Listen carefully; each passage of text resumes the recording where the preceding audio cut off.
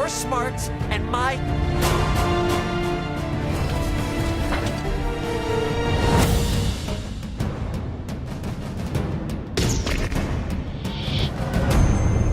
He told me enough.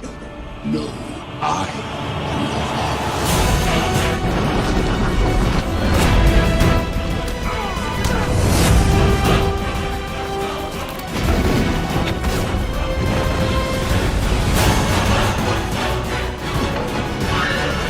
Here's Chuck.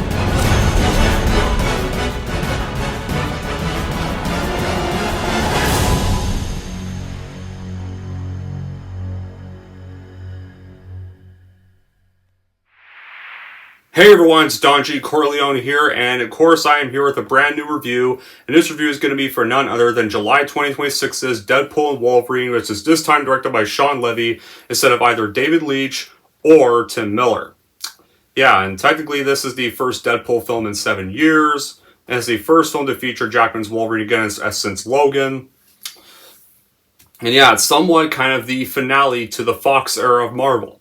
With that being said, guys, let's get on with the plot of the film. Well, the plot of is that a listless Wade Wilson toils away in civilian life with his days as a mercenary, flexible Deadpool behind him. When his homeworld faces an external threat, Wade must reluctantly suit up again with the even more reluctant Wolverine.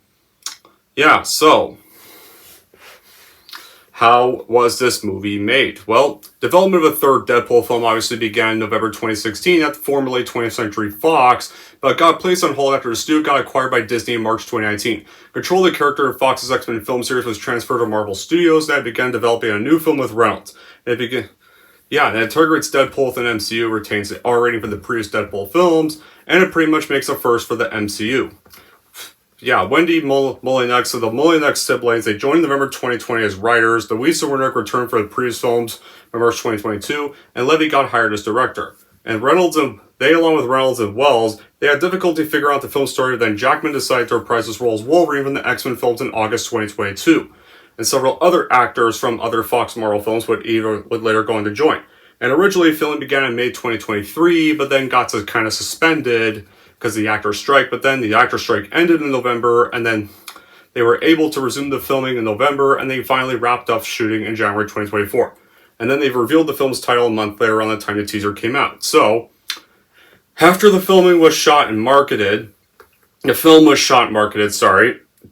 Wolverine would premiere on July 22nd, 2024 at the David Edge Koch Theater in New York City, and got released in the United States on July 26th, 2024, as part of Phase 5 of the MCU. When it came to the reactions, this got positive reviews from critics, but there were some sites that also claimed the reactions were divisive, but also praised the performances of Reynolds and Jackman. And at the box office, damn, this film has already grossed over $1.043 billion, and soon it's already on its way to surpass Joker for the highest grossing R-rated movie of all time. This is like the first R-rated movie since Joker to actually earn $1 billion. Crazy. Right, like, it's crazy. Like, I really did not expect this movie to earn $1 billion.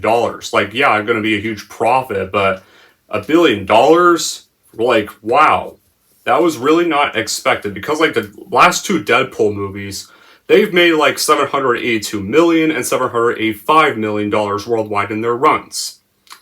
Now it's my reaction. Now, guys, I already said why I chose to give the movie a chance in the start of the video, so I don't need to say it again. So here goes the real reaction to this movie. Well, since I saw the film at the drive-in, what did I think of the movie? You all know that I was not excited for this film, because for one, I'm just really getting sick and tired of things being bought back to get shit on. It's getting annoying now, like, I've already had several favorite things of mine get shit on by returns.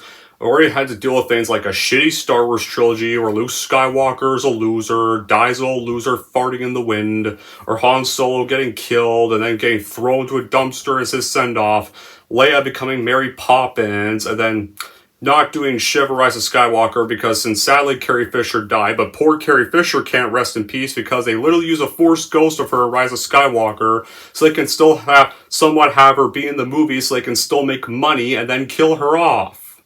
2. Then we had a dog shit Independence Day 2, where they made President Whitmore a loser, and he dies for freaking nothing. I actually make all the original characters losers, and their bratty children have to defeat the aliens. Or, yeah, like, and many more. Like, oh, hell. Do I have to mention last year's The Flash, where Keaton obsessed over spaghetti and having to be paired with two annoying Ezra Millers, and then getting killed off disrespectfully. And then you have and then of course a bunch of CGI cameos of dead actors, like Christopher Reeve, which was probably the worst one, Adam West even, or Helen Slater's Supergirl, or hell, a version of Nick Cage that even Nick himself confirmed was not even him. So yeah, and plus, like, yeah, nostalgia is just getting done in my face now, and plus, technically speaking, like, I was already worried that this was gonna fuck up Logan's send-off to Logan himself, and so yeah, I was not excited for the film, because I felt like Wolverine already had a great send-off with Logan. I didn't want it getting ruined. But anyways, guys, on to my reaction. My real reaction to the movie. Well, guess what? Those rumors can be put to rest, because I surprisingly liked this movie. Yeah. I can honestly see why Jay liked this movie. I could see why Fabio loved this movie. I could see why OCP Communications liked this movie. And apparently, like, Rambo Raffer didn't mind this movie. I wouldn't say he loved it, but from his review, but he didn't mind it. He had a lot of problems with it. I do have a lot of problems with this movie too, guys, but this was actually kind of a fun watch. And yeah, I honestly, I think this might, yeah, I shockingly liked Deadpool 3. That's coming from someone who thought it would suck. I'm actually glad I gave us a chance after all. Like, so yeah, maybe I was a little harsh on this movie. I'll admit that, and I'm sorry. Maybe I was a little too quick to assume. Does it mean I'm back in the MCU? No, it doesn't. It does not. This is just one exception I'm making, and that's it, and I'm going back to my retirement. And I especially made this exception because I heard Jay loved the Empire Fan Productions loved the movie. So yeah, I decided to make one exception for that reason. And because several other YouTubers I like were actually liking the film too. But yeah, on to this movie. Like, when it comes to, like, Ryan Reynolds and Hugh Jackman's chemistry in this movie, it's over the top. It has their best performances. Like, you have the loudmouth superhero, comedy goofball Deadpool, and you have, like, the strongest, tough, serious superhero Wolverine. And that's, like, the perfect team-up right there. Like, it's straight up an MCU comic book genre. I'm glad it was actually done respectfully and not just done disrespectfully at all. Like, then, of course, you have Emma Corrin, who plays a villain named Cassandra, who's really just a female Professor X. Just not really much of a villain. You have Matthew McCradian playing Mr. Paradox, the other villain. Not really great villain either. The TVA just weren't really that big of a threat in my eyes. Like, but the action, comedy, the spectacle, the jokes, the gore, they were well done as well. You also got, like, Sean Levy in this. You also, like, director Sean Levy, who's, like, directed another Ryan Reynolds film, Free Guy, directed another Ryan Reynolds film, Neon Project. He did the Night at the Museum movies. He did Real Steel with Hugh Jackman. He actually did pretty good making this version of Deadpool happen on the big screen. And yeah, like, Marvel, I know Marvel fans were wanting a Deadpool Wolverine team-up film, a proper one. We had X-Men Origins, but that film no longer exists now, so we had this instead. And yeah, so I think fans can be satisfied they finally got the proper team-up they've been wanting for a very long time. Like, now, let's get on with how the movie starts. And, like, guys, this is going to have a lot of spoilers. I should have also mentioned that too. I'll show you what the spoiler signal is. The spoiler signal will be me holding up this finger. That's going to be a warning when spoilers happen. Because I will be mentioning a lot of things. So, if you guys have, for those of you who still want to see the movie, still have not gone around to doing it yet, you might not want to watch most of this video, because I'm going to spoil a lot of things. But if you still have no interest in seeing this movie, and are interested in knowing what I have to say, then you can go ahead and watch it. So here we go. 3, 2, 1, here's how the movie starts. So, much like the other Deadpool films, we don't start in chronological order. This time around, we start up with Deadpool walking up to Wolverine's grave, and honestly, this is where I really got worried. Like, I was very, very, very worried right here for a second, because the way this opening scene goes out, they said they weren't going to disrespect the ending of Logan. Well, so much for that, because technically speaking, they kind of lied.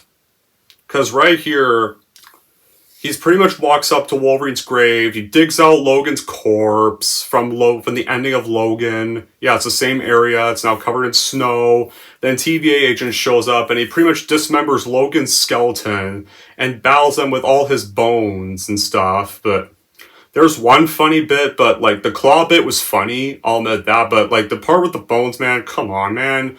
You just had to disrespect that great ending like that. Come on. But then, of course, like you said, you get the free shot, and then Deadpool, of course, takes us where it really starts off, where it's like after Cable's time travel device to prevent Vanessa's death and Peter's death, he then goes to pretty much the Avengers Earth, which is Earth 616. He tries to join the Avengers to give this life added meaning. He gets rejected by Happy Hogan, and so he ends up returning. He retires from being Deadpool, and then we get to the real year, 6 years later, this year. And Wade's now, like, broken up with Vanessa. They're no longer a couple, and he's now working as a car salesman. He's trying to sell cars to his family. Right there, and he's still swearing too much. Like, you can do better without the swearing next time. And, like, yeah, like, Peter still wants him and Wade to be Deadpool, like, and stuff. Like, yeah, because Peter has the Deadpool costume in his locker. And then on their way home's like, we're Deadpool. No, we're not Deadpool. I'm not even Deadpool anymore. And, of course, Wade has a birthday party with all his other friends. Like, the only... Colossus is there, Negasonic is there, Yu-Gi-Oh is there, Yukio is there, Vanessa is even there, Blind Owl is there, the cab driver guy is there. Yeah, like most like even like Star Spatter is there, I think. Yeah, one of the X-Force members, apparently he went back and revived him as well off screen, which we don't know why, but somehow he did, but he did that. And right there are some characters missing. Unfortunately, like, Domino's missing, Cable was missing, like, they never even explain what happened to them. Like, the kid Russell was even missing. Like, what the hell happened to these three? Yeah, Zazie Beetz was not going to be in the movie, but at least explain why they're not there, instead of just leaving us in the dark. That I was also kind of wanted to know what happened to them. Like, did they just vanish like magic? Did they just get retconned or something? But, yeah, but during the birthday party, the TVA guys appear, they capture him, they bring him to Mr. Paradox, our first villain, and he reveals that Wade's timeline is now going to be destroyed because of the death of Logan, in the events of Logan, and now Paradox wants to use a Time Ripper machine to speed it up and not wait thousands of years. So he offers to spare Wade by saying to the secret timeline where he is, and of course... expecting to play an important role in future events. And right here, you get a funny fourth wall break where he runs right up to the camera. It's like, suck it, Fox, I'm going to Disneyland. And headbutts the camera right there. I mean, going to Disney, he says. And he headbutts the camera right there. And then he goes he steals Paradox's team pad and goes to Logan's grave, like here. That's where we got the real opening scene of the movie. And then, of course, that failed. And so he, like, and then, of course, you get, like, the claws bit where you get one claw stuck in one agent's groin, and one claw stuck up one guy's ass, and because he doesn't know how to use Deadpool's claws, it looks like they're kind of fucking each other. Now that as much as I don't like the scene with Logan's corpse, that got a laugh out of me. That was funny. That was definitely pretty funny. Right there. I'll give props for that. It's like, Logan was a hero, and then, of course, insults Canada, and then that agent that criticizes him for that, insults Canada, and then, of course, Deadpool pretty much throws one of the bones or something into his body. It's like, leave my country out of your talk, he pretty much says, and then, of course, he goes to search for this Logan variant to replace him. Like, yeah. So, unlike a lot of later Marvel films with the comedy was cringy, the comedy here actually kind of worked. And, like, yeah, the soundtrack and the sound design, they're all very phenomenal. Like, there's even more breaking the fourth wall moments, and every joke is amazing, especially for, like, Disney as a company. The cameos are very fun, and the plot is also refreshing. Like, most of the cameos are fun anyways.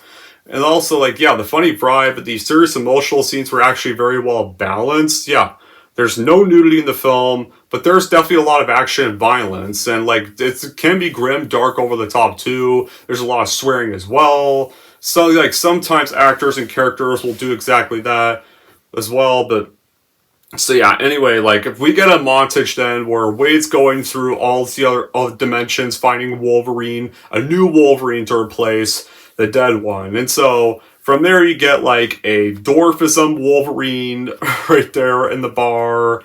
Then he sees a farmer Wolverine, a motorcyclist the motorcyclist later, like a Wolverine nailed on an X cross, even a Wolverine fighting a Hulk right there. That's the Wolverine from the Wolverine Battling Hulk timeline. And of course, let's not forget the funniest, best one of the cameo variants, the Cavalrine. Yeah, like pretty much Henry Cavill playing Wolverine a brief bit right there. Was definitely the funniest of the ones that showed up. And then you have Deadpool being like, I'll make sure you get treated better than any the fucks down the street did. Yeah, obviously referencing Warner Brothers Netflix. And then Wolverine's like, you were just leaving. And then gunshots him. And then he ends up in the bar where we meet our real main Wolverine character that Deadpool does team up with. And he's at a bar. And apparently he's regarded as the worst Wolverine of all time because he refused to take responsibility one day and got his team killed. So in this timeline, even all the X-Men are dead in this timeline too. Wait, so then Wade finds him. And the TVA, and it returns with this variant of Logan, returns with that variant, but then Paradox tells him that it cannot be replaced, this variant, because he's the worst Wolverine of all time. And Wade deduces that Paradox went rogue, and so Paradox sends Wade and Logan to the Void, where all things get consumed by this creature named Alioth. And so they end up into like this Mad Max wasteland. And then you see the Fox Root logo. Deadpool's like, rest in pieces, Fox. He tries persuading Wolverine to help him out and save his timeline because his family will die if he doesn't. And Wolverine's like, not my fucking problem. And then shows the picture of all his family and stuff. Like, now when I explained the absence of some characters, I forgot to mention, like, the character Weasel was also absent. But that I can kind of see why. Because for one, his actor TJ Miller, his career's done. His career's over. Like, he got, like, all his bad crimes got exposed. Like, he's going through a lot of bad allegations. So, yeah, you can see why he's dropped out. It makes sense for Weasel to be dropped out of this one. Because, TJ is still in big trouble with a lot of people right now. With all the allegations, all the other stupid shit he's done. So yeah, and honestly, I just wasn't a fan of his character in the first two films to begin with. I always just thought Weasel was always really the most useless of the crew.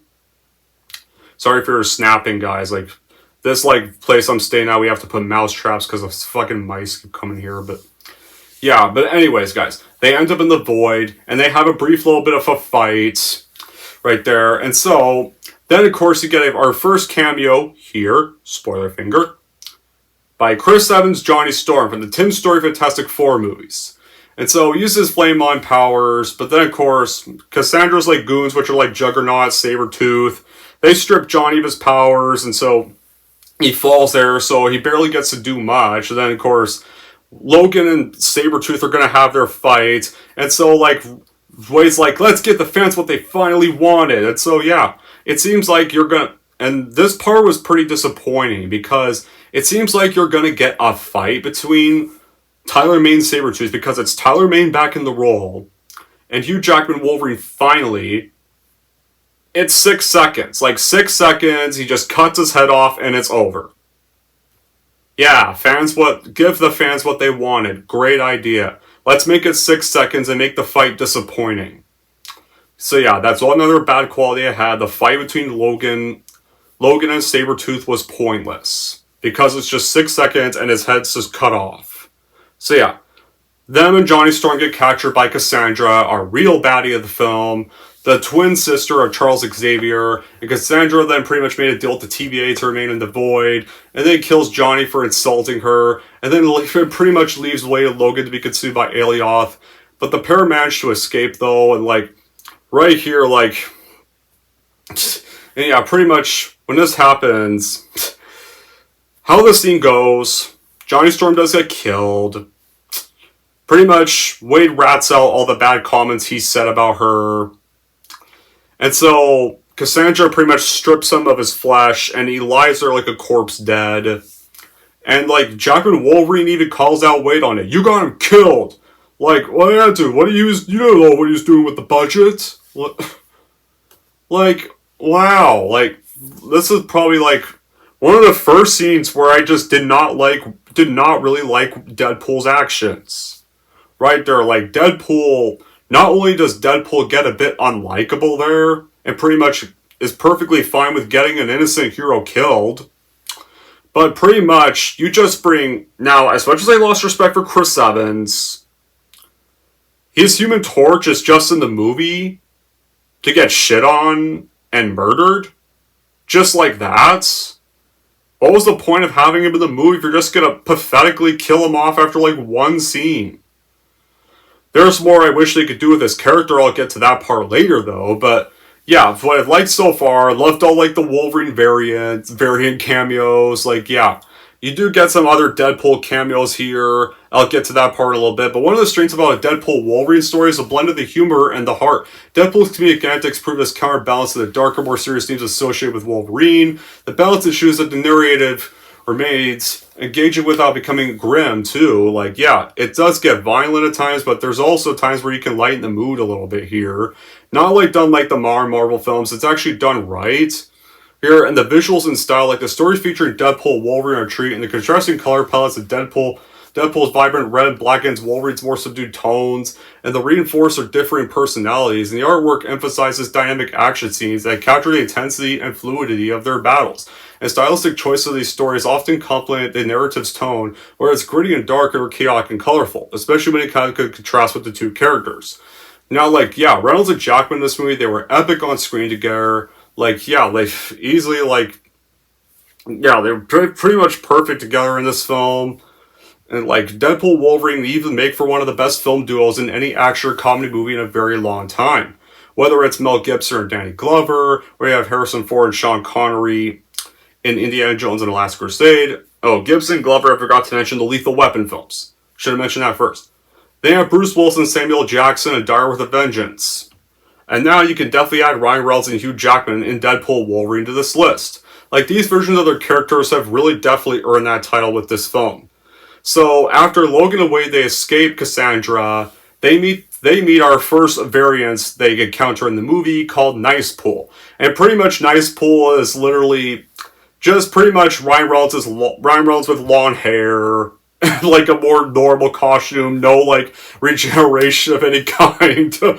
And of course, like, he has this dog pool, as Deadpool calls him Mary Poppins, and he's pretty much this buggy-eyed dog with his tongue like sticking out. And then, like, that dog pool is adorable. Like, yeah, dog pool looks so adorable. The guy's like just very cute character. And like Nice Pool was also very gold right there. And yeah, so Nice Pool gives him a car, and like Deadpool doesn't like it, but Wolverine like orders him to get in the car right there, and like gives him directions to this resistance group that can help them fight Cassandra.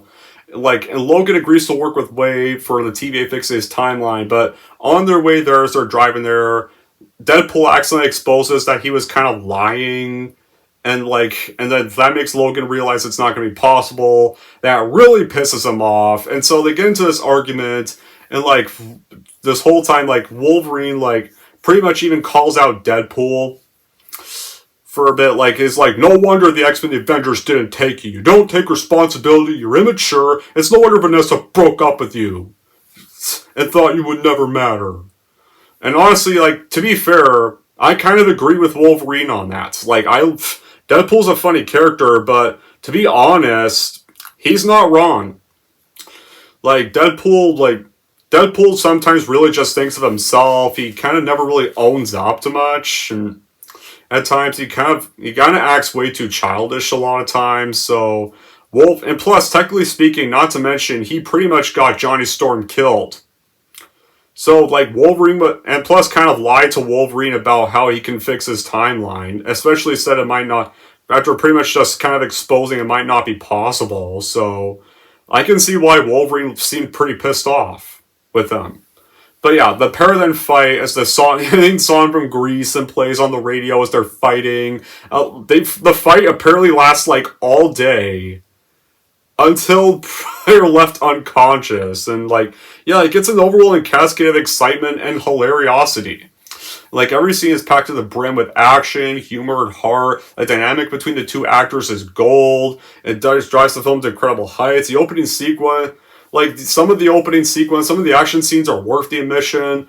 Like, a fight scene towards the end that's really mind-boggling execution and madness. Even get some cameos from lesser-known X-Men characters like either Toad or Sabretooth, or even a new Juggernaut. Like, it's not as, like, great as the Juggernaut from Deadpool 2, which was honestly, like, hilarious, which honestly, the Juggernaut in Deadpool 2 I thought was much better and more hilarious as well at the same time, but you do get a new Juggernaut in here. And then this helmet does play a role in the final battle. Right there. And then it enriches the narratives, like here. The appearances link the movies to the large X-Men universe, and provide, like, without overshadowing the main characters. The screenplay is also sharp and engaging. You got clever dialogue and well-placed plot that keeps the audience invested start to finish in the movie. You get a balance between humor and action, and neither element overshadows the other. Like, the story gets driven by strong character motivations, interactions between Deadpool and Wolverine. They offer both comic relief and emotional depth. The character development adds layers to the typical superhero narrative. It makes the film not just an action spectacle, but a story about these two characters that are having to find common ground and have to work together if they want to save both their timelines, especially have to overcome their differences. The antagonists, they're a bit like the weakest parts. Like, Paradox didn't really feel intimidating. Cassandra just was not really intimidating either, and just didn't really feel like much of a threat. Like, here, they didn't really get much scenes either. Like, yeah, like in the soundtrack, but the soundtrack, though, it complements the film's tone perfectly. The score is also dynamic and exciting. The emotion, the action-packed moments, the popular music and nostalgia and fitting, it's extras layers of engagement for the viewers. Okay, guys. Now, I know I said, like, spoiler, this gave this finger for one cameo, or technically two if you count Tyler Mane's Sabretooth. But now here come the major spoilers, and this part is going to be important for if you still want to see the movie. This is the right time to click off the video if you're still watching, because this is where the spoilers get huge. The movie's been out for a while, but some people might not have still seen it yet and probably still don't want to be spoiled. So, yeah. So here we go, guys. I'm going to talk about this next part, and this is now the time to click off the video. Here we go. 5, 4, 3, 2, 1, now. Okay, so after their fight, they then get found by the resistance group, and here comes our resistance group. Our resistance group consists of, guess what? Our first appearance is Jennifer Garner's Elektra. When I saw her come back, now I knew she'd be back because I already confirmed her in the cast list when they announced the film. And honestly, that one had me going, because here's the thing. I like the 2003 Daredevil film. I'm just not a fan of the Elektra character. But it gets better, though. The biggest surprise of this group, Wesley Snipes' Blade shows up. I kid you not. I was really shocked that he actually showed up. But it was a little surprising, too, considering Wesley Snipes hated Ryan Reynolds when they worked on Blade Trinity together. So it's kind of surprising he showed up to reprise the character again for this. But it was nice to see the only Blade back. This guy will be the only Blade. Nobody else, period. All right? Then it's another big surprise. Channing Tatum as Gambit. Like, we were supposed to get a movie with his Gambit, and it never happened because of fucking Disney. Now he finally gets to play the character. He finally gets to play Gambit. He finally gets that dream role Channing Tatum's been wanting to play for a very long time. And to round it up, you get the leader of the group, Laura. Yeah, Laura, X-23 from Logan. Yeah, she's back, and honestly, it's nice to see her again, but I feel like they just kind of spoiled her in the trailers. That was a bit of a problem. But yeah, the Resistance group and Deadpool, they propose this alliance to fight Cassandra, and Wolverine's like, don't bother, this guy's gonna lie to you. And so he refuses to join first, but then of course you get Then, of course, you do get this campfire scene right there, where he's at the campfire, and then X-23 persuades him to join right there, and then tells him about how the version of him from her timeline died saving her and a bunch of other, and all those other kids that got experimented on, and they all got to grow up, especially her, right there. And Wolverine's like, you're talking about the wrong guy. And then Laura's like, you were always the wrong guy until you weren't. And like, that scene right there, that was one of my favorite scenes of the movie. I loved that moment right there. Like, Hugh Jackman and Daphne Keane once again gave the great chemistry they did in Logan right there.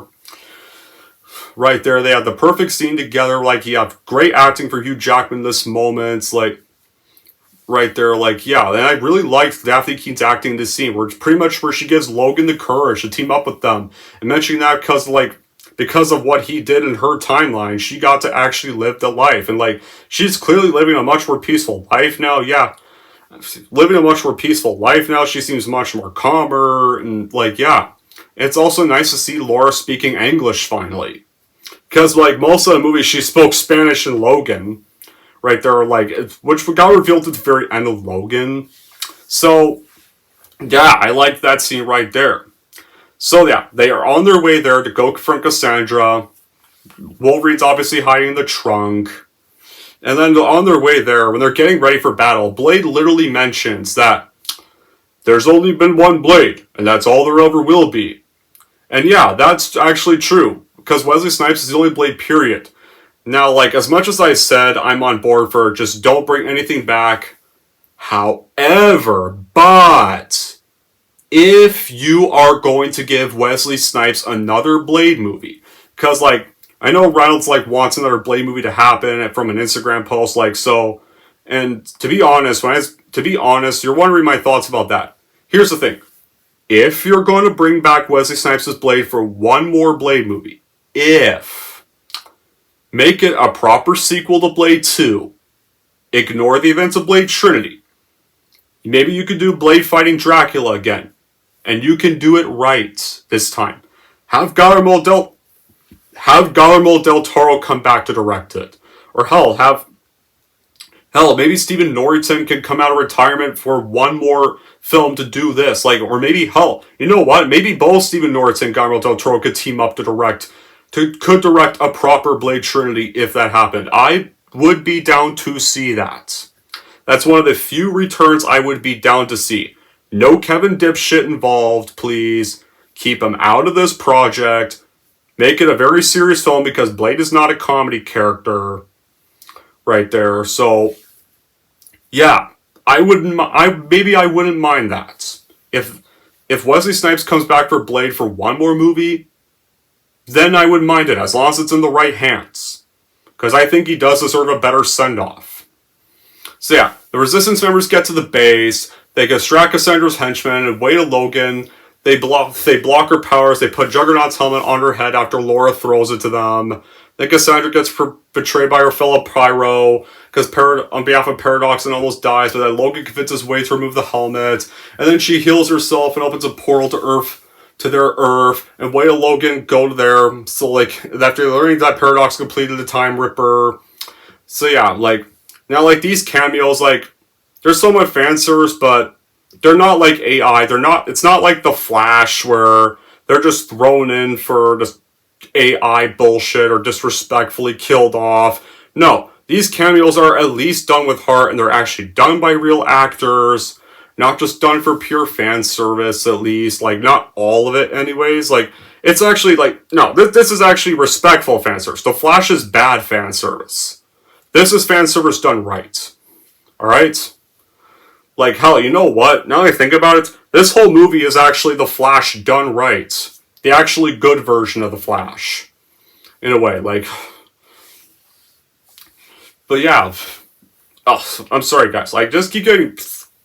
I keep losing thought, but the contrasting styles right here, where you got Deadpool's fourth wall comedic antics, they got Wolverine's brooding fierce demeanor, that makes the duo evenly balanced right there. Like, yeah, you could explore the uneasy alliance with the brutal Ashley, which is in a hilarious fine dialogue, but the banter alone is definitely still worth the admission. Each character's unique quirks and personalities, they go with each other in unexpected ways too.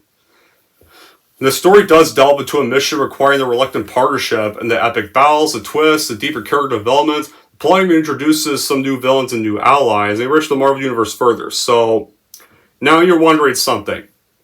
Why were you too excited about Elektra? Because I already mentioned, I'm not a fan of the Elektra character.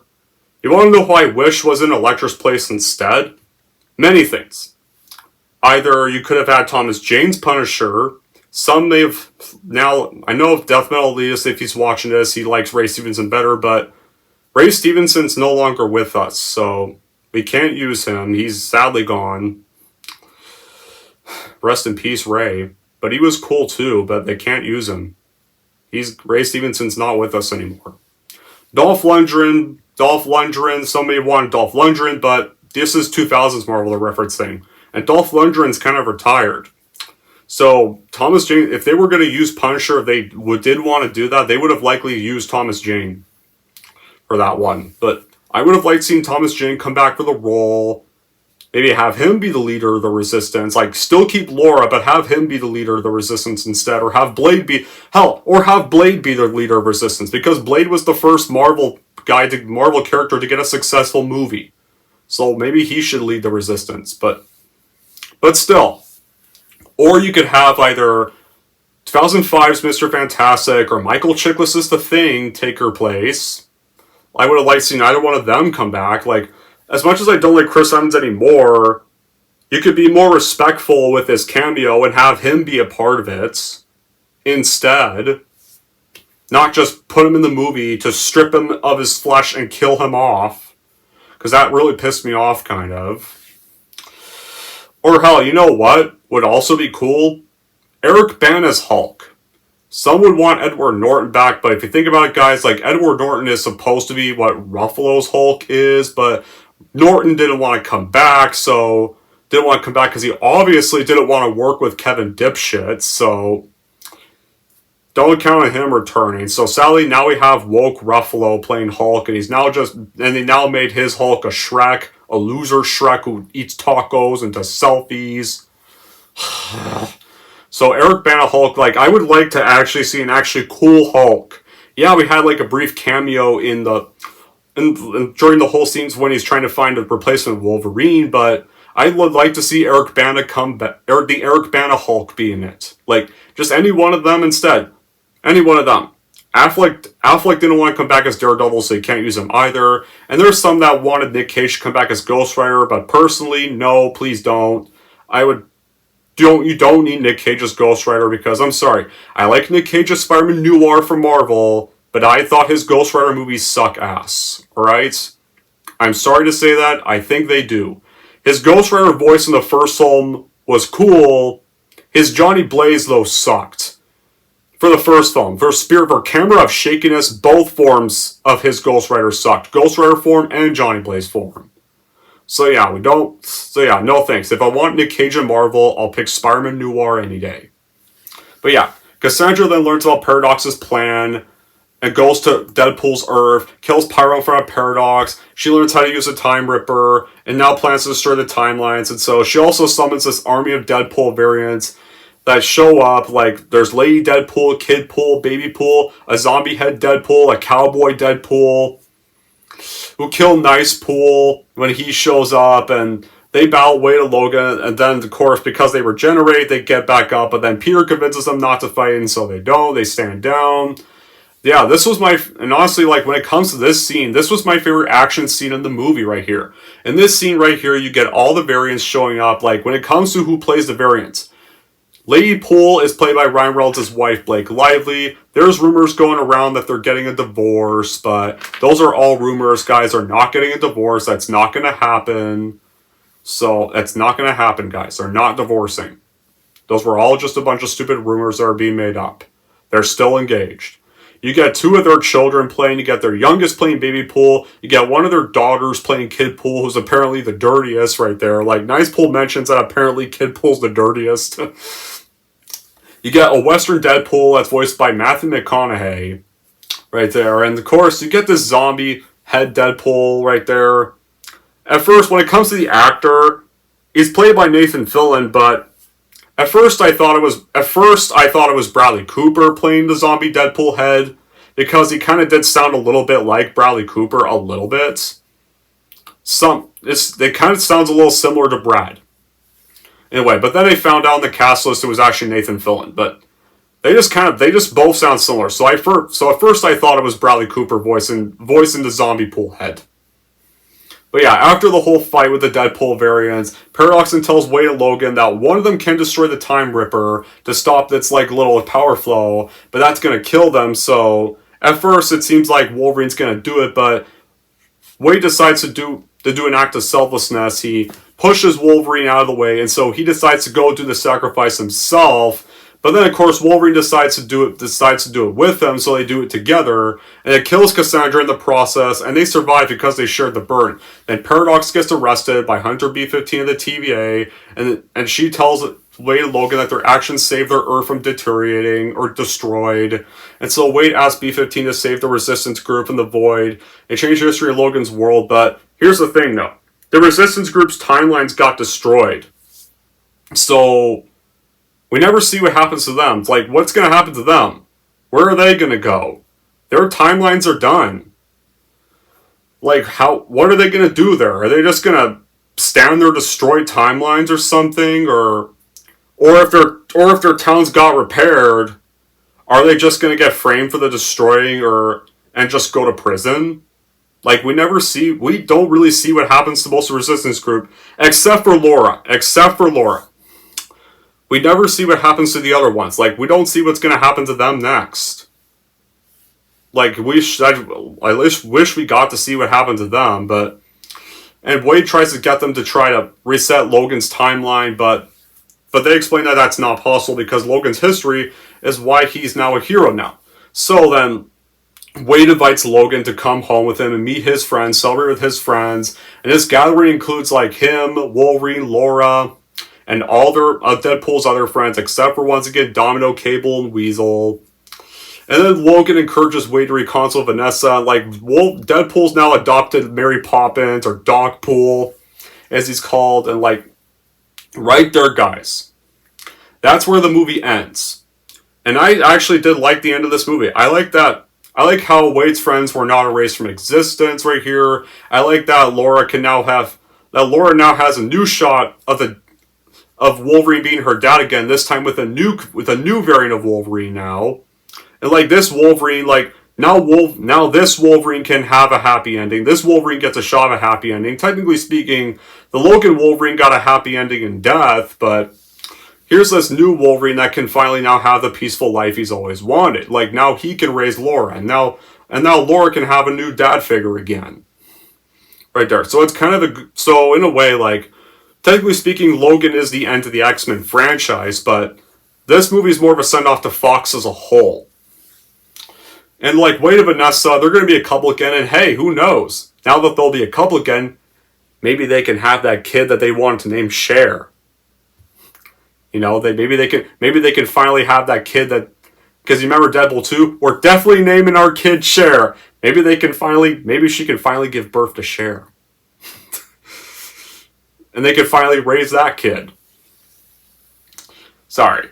And then, of course, the end credits, though. You do get this montage of all the Fox clips. And yeah, and I did also really like seeing this bit, because regardless of how people think of most of the Fox stuff, they're kind of the reason we had the Infinity Saga on the MCU in the first place. If we didn't have those movies, we wouldn't really have had stuff like Iron Man or the Avengers if it was not for those movies being successful at the box office. And I did grow up with those portrayals of the characters too, and I did enjoy some of the films. I do wish they did not show clips of 2015's Fan 4 shit, or Dark Shit Next, or Dark Phoenix, but I like seeing clips of the Tim Story Fantastic Four films, the original X-Men movies, even some interviews of those films. Yeah, like, this definitely felt like a much better send-off to Fox as a whole than Dark Phoenix did. In a way. But with that being said, guys, I still have bad qualities with the film. There are still things I did not like.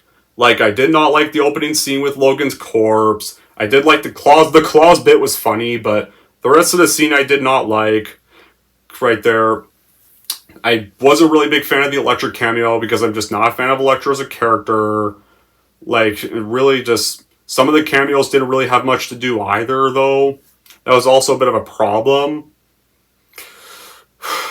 and like we don't really see what happens to them after they if see them get sent home, or I wish they were part of the celebration too. Like I wish because their timelines got destroyed. They should have been part of the celebration too. And I also did not like the eyes on Wolverine's mask. Yeah, that's his mask in the comics, but you can tell it looks CGI. Like, and there's times when Deadpool does get sidelined a bit too much, and it kind of feels more like it's about Wolverine. So I feel like it should have been called Wolverine and Deadpool, not Deadpool and Wolverine, because sometimes there's times when the movie feels like it's a little more about Wolverine. But regardless, though, I still enjoyed this movie a lot. Yeah, sorry for those that were hoping I'd give it a rant, but I surprisingly did like it. Is it better than Dune 2? No. Sorry, Dune 2 is still number one.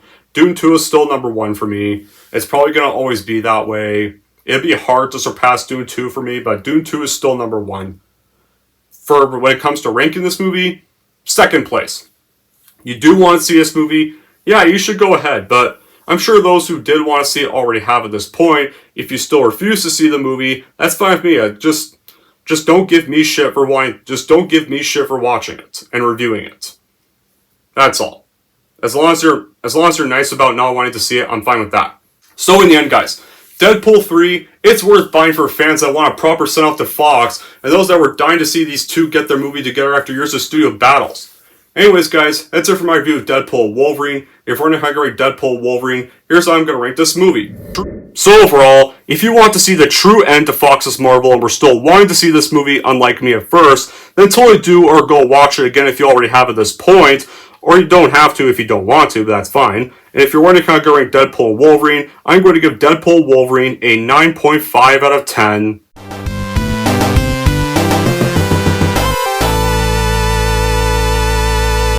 There we go, guys. That wraps up my review for Deadpool Wolverine. So, for those who chose to see the film, tell me in the comments below what you thought about it. And until then, guys, that'll be it for this review. Thank you all for watching. If you like this, want to see more, don't forget to like, subscribe to Don G. Corleone.